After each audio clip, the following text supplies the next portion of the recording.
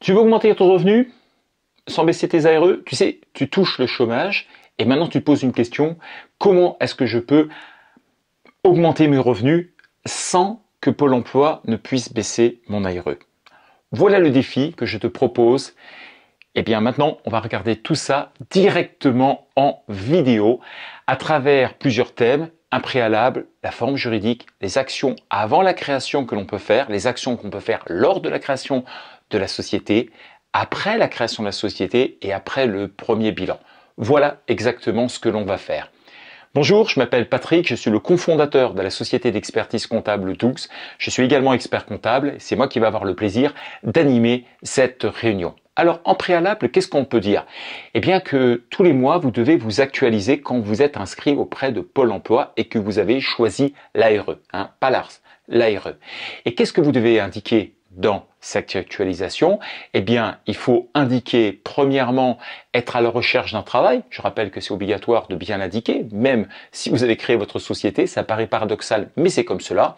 Et vous devez indiquer un nombre d'heures de travail qui va varier selon les pôles emploi, selon qu'ils se situent dans la région nord ou dans la région sud de la France. Voilà tout simplement comment ça se passe. Mais il faut aussi indiquer que si on touche un salaire perçu, que ce soit dans une SASU, dans une SAS, dans une URL ou dans une SARL ou dans une société anonyme, et que vous êtes à l'impôt sur les sociétés, donc toutes ces formes juridiques de société, il faut indiquer le salaire perçu.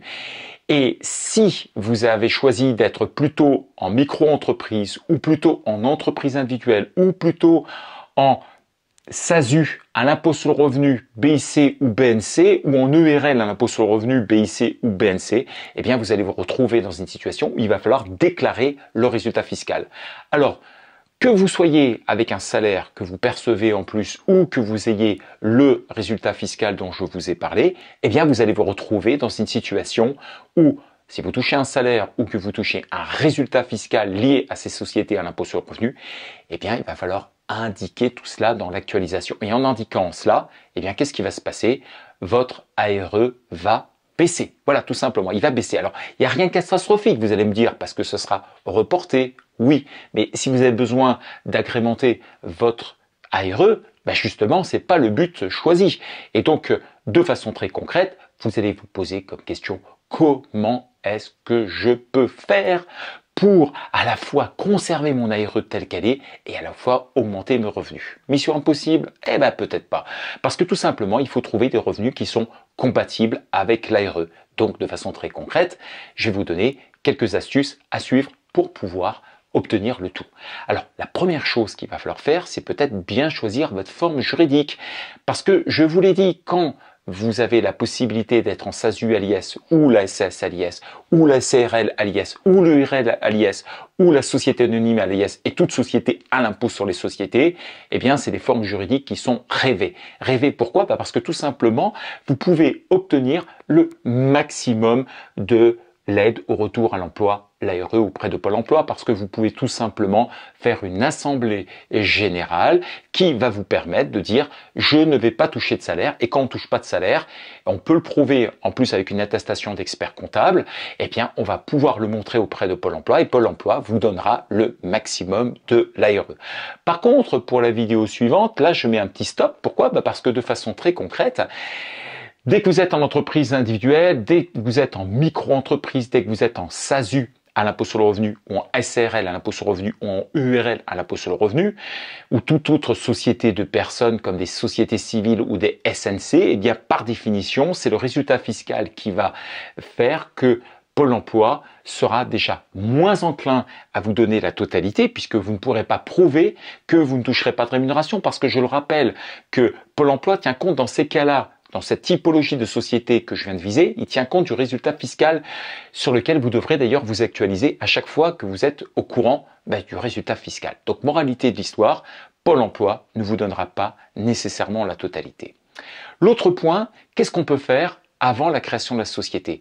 Alors, il y a une ruse et il va falloir justement que vous puissiez voir comment on peut et arriver à tout cela. Et donc, le check, c'est quoi?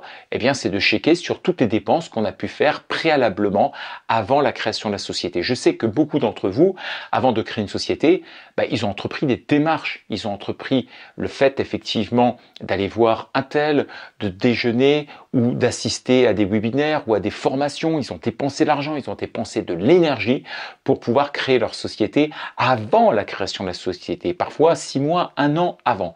Donc, de façon très concrète, le mieux, c'est bien évidemment de faire un check et de vérifier quels ont été vos frais de déplacement, hôtels, restaurants, les indemnités kilométriques, les péages, les invitations que vous avez pu faire, les formations, les livres, les abonnements, les diplômes que vous avez peut-être passés pour pouvoir prétendre à la création de cette société. Vous avez pu louer aussi des salles ou louer des espaces particuliers et puis vous avez peut-être payé des honoraires auprès de conseils ou d'intermédiaires ou de sous-traitants sur un certain nombre de choses. Profitez-en, faites un check absolument de tout. Pourquoi? Parce que tout simplement cet argent que vous avez dépensé, eh bien vous allez pouvoir à un moment donné l'identifier et dire écoutez, moi j'ai apporté cet argent et j'aimerais un jour qu'on puisse me le rembourser. Et concrètement, le fait de pouvoir l'inscrire comme des dépenses préalables à la création de la société va faire que vous allez vous retrouver dans une situation où vous pourrez récupérer cet argent le jour où la société aura de l'argent et ça ne sera pas incompatible avec l'ARE. C'est-à-dire que vous pouvez toucher et l'ARE et vous rembourser cet argent. Alors, cet argent, on le met où? On le met virtuellement dans ce qu'on appelle les indemnités tout simplement de compte courant. Et ce compte courant d'associé, un jour, vous sera restitué une journée après, 2 jours, 10 ans, 20 ans, 99 ans après. Vous avez tout le temps pour pouvoir le récupérer.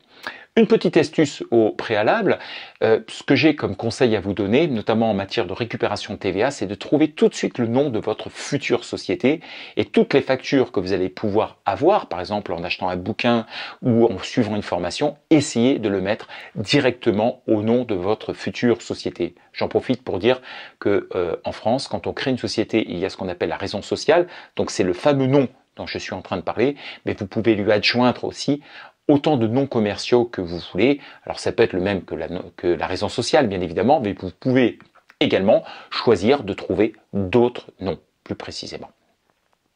Alors comment est-ce qu'on fait? Comme je vous l'ai dit, vous faites un check de tout cela et ensuite vous le reprenez dans ce qu'on appelle une note de frais après la création de la société. Alors on peut le coller dans les statuts en marquant que ce sont des frais qui sont repris, on peut le faire lors d'une assemblée générale constitutive, mais dans tous les cas en comptabilité, il faut les reprendre dans la note de frais. Chez Dux, on a spécifiquement un module note de frais pour pouvoir reprendre ces frais en mode de création. Ça bascule automatiquement en compte courant d'associé et le jour où vous avez besoin de récupérer cet argent, c'est-à-dire lorsque la société a les capacités de vous le rembourser, vous le récupérez directement. Je rappelle, c'est non imposable, ce n'est pas soumis à cotisation sociale, ce n'est pas soumis à cotisation d'impôt sur le revenu et c'est compatible avec l'ARE. Je vois pas ce qu'on peut faire de mieux en la matière. Ah oui, j'ai oublié, et ça diminue votre impôt sur les sociétés notamment, ou votre impôt sur le revenu si vous êtes un impôt sur le revenu. Maintenant, pendant la création, qu'est-ce qu'on peut faire pendant la création? Alors, bon, il n'y a pas grand-chose pendant la création, mais il faut faire un point sur les dépenses que vous avez avancées par vous.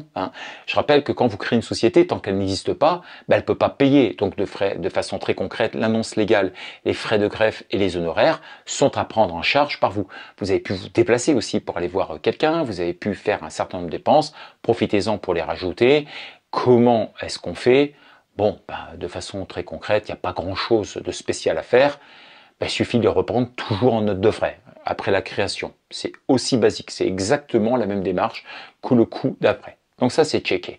Le troisième point, c'est après la création. Mais qu'est-ce qu'on fait après la création?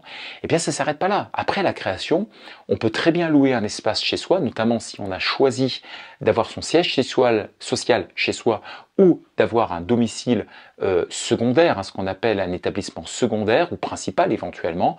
On peut l'installer chez soi. Et à partir de là, on peut s'octroyer un loyer, on peut s'octroyer un remboursement sur quote-part de la superficie d'EDF, de l'eau, des charges, etc., mais également du téléphone et d'Internet. Et là, avec par contre des prorata qui soient supérieurs. Par exemple, ici, il est d'usage de prendre à peu près 30% de la somme de nos dépenses que l'on peut avoir, un petit peu comme si c'est un loyer que vous êtes locataire, vous prendrez ça. Si vous êtes propriétaire, là, il faudra déterminer un nombre, une superficie et clairement d'identifier le montant des loyers que vous devez prendre et qui ne doit pas être supérieur, ni d'ailleurs inférieur à ce que vous pouvez voir par ailleurs.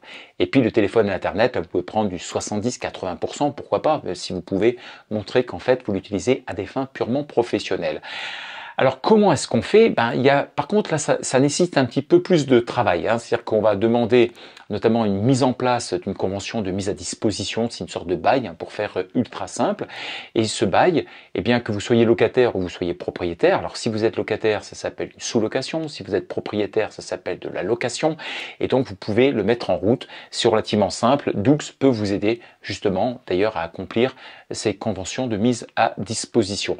Et quand vous êtes locataire, eh bien fiscalement il faudra déclarer cette somme des loyers que vous avez perçus soit en micro BIC, soit en micro BNC, notamment si c'est un meublé ou s'il n'est pas meublé.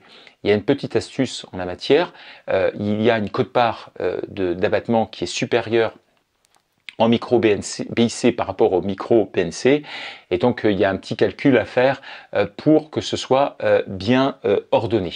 Et pour le propriétaire, ça peut être du revenu foncier, ça peut être du micro foncier, on peut faire aussi du micro BIC, pourquoi pas, notamment si on fait du meublé. Et puis ça s'arrête pas là, on peut continuer à vendre à sa société son smartphone, son ordinateur, son imprimante, son bureau, sa chaise, son mobilier. Ça peut être aussi, je ne sais pas, des caméras, des flashs, on peut absolument tout faire. Pourquoi? Parce que si j'avais créé ma société et que j'étais parti de zéro, j'aurais été bien obligé effectivement de le faire. Et donc qu'est-ce qu'il faut faire dans ces cas-là? Eh bien il faut le vendre au prix d'occasion, bien évidemment, hein, on ne va pas le prendre au prix du neuf. Et qu'est-ce qu'il faut faire? Comment est-ce qu'on peut se débrouiller? Eh bien là c'est relativement simple. Pour tout ce qui est lié à la vente de matériel, on va faire une facture de particulier à son entreprise, un petit peu comme si vous vendiez sur le Bon Coin. Et puis vous allez le reprendre de nouveau en note de frais. Une fois que tout ça c'est fait, eh bien ça va vous permettre d'alimenter votre compte courant, soit mensuellement avec le loyer, soit de façon un peu plus ponctuelle en mettant un peu plus de grosses sommes. Et puis vous allez pouvoir effectivement être super tranquille parce que tout ça, ça va pouvoir augmenter vos revenus. Vous allez pouvoir les récupérer quand votre société pourra bien évidemment le faire. Et puis, c'est compatible 100% avec l'ARE. Bon, après le premier bilan, qu'est-ce qu'on peut faire maintenant? Tout dépend bien évidemment de la situation, du choix notamment de la forme juridique que l'on a pu prendre. Et si vous avez choisi une société à l'impôt sur les sociétés, eh bien les dividendes vont vous permettre effectivement, si vous êtes président, avec une SASU IS ou SASU SAS à l'impôt sur les sociétés, vous allez pouvoir effectivement récupérer des dividendes qui sont compatibles avec votre Pôle emploi. Par contre, si vous êtes gérant majoritaire notamment et que vous dépendez de ce qu'on appelle la sécurité sociale des indépendants et que vous êtes par exemple gérant majoritaire d'une URL à l'impôt sur les sociétés ou d'une SARL à l'impôt sur les sociétés, dans ces cas-là, vous pourrez toujours prendre des dividendes, mais faites très attention parce que tous les dividendes qui seront donnés au-delà de 10% du montant du capital, je fais ultra simple. Si vous avez 1000 € de capital social au sein de votre société, que ce soit une URL ou que ce soit une SARL, 1000 € de capital, ça vous donnera droit à 100 € de dividendes. Et toutes les sommes qui seront données au-delà des 10% du montant du capital, alors on additionne le compte courant, mais généralement il est égal à 0 ou pas grand-chose, et bien dans ces cas-là, vous vous trouverez dans une situation où vous serez obligé de le déclarer comme avantage en nature, un petit peu comme une rémunération, ça viendra en moins de votre ARE, d'où le choix de la forme juridique. Si vous avez aimé cette vidéo, n'hésitez pas à la liker, n'hésitez pas à vous abonner, n'hésitez pas à revenir sur notre chaîne YouTube et à vous inscrire à nos webinars où nous faisons des animations quasiment quotidiennement. Je vous dis à très vite chez Dux. Au revoir.